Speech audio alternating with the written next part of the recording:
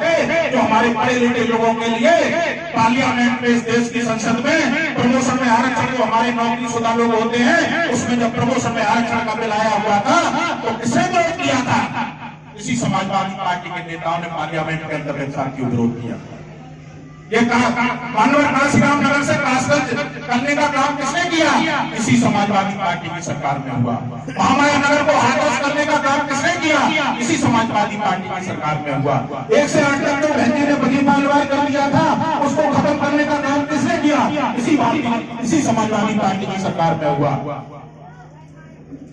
जो ठेके होते हैं, पीडब्ल्यू में होते हैं, इरिगेशन में होते हैं, सिंचाई विभाग में होते हैं, तमाम विभागों के जो ठेके होते हैं, उसमें 25% शेड्यूल कास्ट के लोगों के लिए आरक्षण कर दिया था। वो ठेकेदारी में आरक्षण खत्म कराने का काम किसने किया? इसी समाजवादी पार्टी की सरकार ने किया।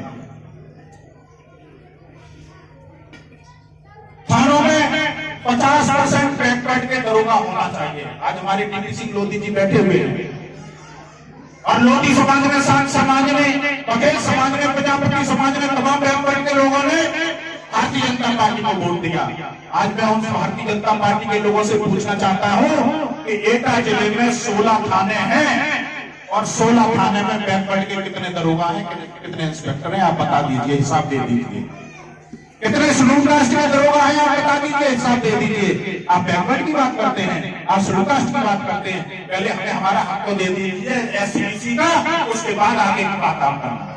पहले बहन जी ने जो योजनाएं बना दी, उन योजनाओं को तो कम से कम लागू कर दीजिए, कंटिन्यू कर दीजिए, उसके बाद आप वोट और आगे की सरकार की बात कीजिए। साथियों, मैं साथियों आप सभी लोगों से भी कहना चाहता हूँ, कल बहुत बड़े नेताओं ने इधर मीटिंगें की है, गाँव देहात की कम से कम पूरे विधानसभा के लोगों को बुला के, तब मैं आप सभी लोगों से ज्यादा कुछ कह के मैं तो यही कहना चाहता हूँ, बहन कुमारी मायावती का त्याग और बलिदान आप लोगों के लिए समर्पित है।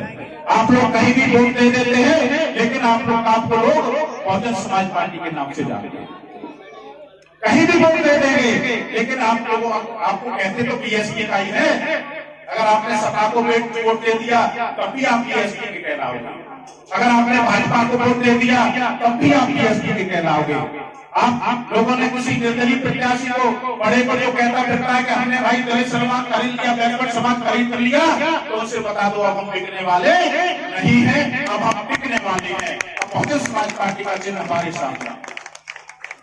आपने कहा कि मुझे नहीं मालूम, मैं तो नीला झंडा और ये चुनाव चिन्ह हाथी डॉक्टर अम्बेडकर का दिया हुआ है, मुझे आगे बढ़ाना चाहता है। ये मेरा झंडा नहीं है, ये मेरा अपना वो नहीं है। और साथियों, रमेश यादव जी, आज से 38 साल पहले तो हमें चिन्ह पता था, बिरादरी कोई हो सकती है, नहीं हो सकती है। कितना मोटा कैंडिडेट है, कितना पतला कैंडिडेट है, कितने मिल चल रहे हैं, कितनी फैक्ट्री चल रही है, कितनी पावर वाला है, कितनी गाड़ियां चला रहा है, हमें इससे कोई मतलब नहीं होना चाहिए। हमें तो साहब काशीराम जी ने आज से 38 साल पहले हमारा चिन्ह दे दिया था और हमारा प्रत्याशी दे दिया था। प्रत्याशी कौन है? हमारा हाथी। हमारा चिन्ह कौन सा है? हाथी।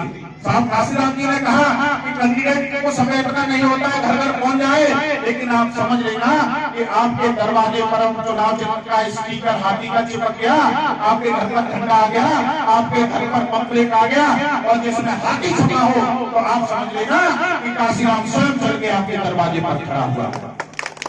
बच्चे लगा दिया तो बहन जी ने और साहब काशीराम जी ने मीडिया के लोगों को जवाब दिया कि भारतीय जनता पार्टी के लोगों ने 1997 में हमारी उत्तर प्रदेश में सरकार गिराई थी, तो उसका बदला हमने इनकी केंद्र की सरकार को गिरा दिया।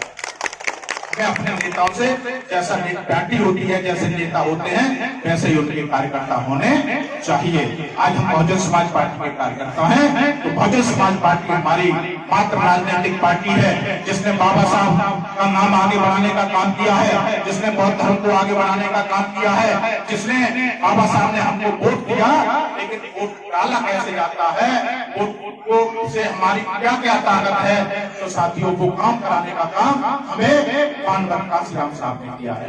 तो आने वाले लोग कहेंगे कि ये चेयरमैनी से तो कोई सरकार पर फर्क पड़ने वाला नहीं है, लेकिन हम लोगों के लिए ये छमाई का चुनाव है, ये छमाई का इम्तिहान है। जो हम लोगों ने पढ़ाई लिखाई की है, ये छमाई की परीक्षा है और सालाना की परीक्षा तो मैं 2024 में होगी। 2024 में चुनाव आएगा नहीं आएगा, तो हम कहते हैं, नारा लगाते हैं कि देश की नेता कैसी हो, बहन कुमारी मायावती जैसी हो। तो जब हम सफाई में पास हो जाएंगे तभी तो सालाना के पेपर दे पाएंगे, नहीं तो हमारा लोग मनोबल डाउन करेंगे। एक ताकत इस मेरिट के अंतर्गत दिखाती है कि बहुजन समाज पार्टी भी किसी से कमजोर नहीं है। सबसे ज्यादा वोट हमारे बैकवर्ड के एलान समाज का है। 3-4 कैंडिडेट लड़ रहे हैं, बिखरे हुए हैं, वो इकट्ठे नहीं हो पा रहे हैं। उसके बाद दूसरे नंबर का अगर वोट है तो वो हमारा बहुजन समाज पार्टी का है या नहीं है? यही सच है। तो वोट में जिनका वोट 1 नंबर पर है वो 4 जगह जाएगा, और जिनका वोट बहुजन समाज पार्टी का है वो सिर्फ 1 जगह आएगा।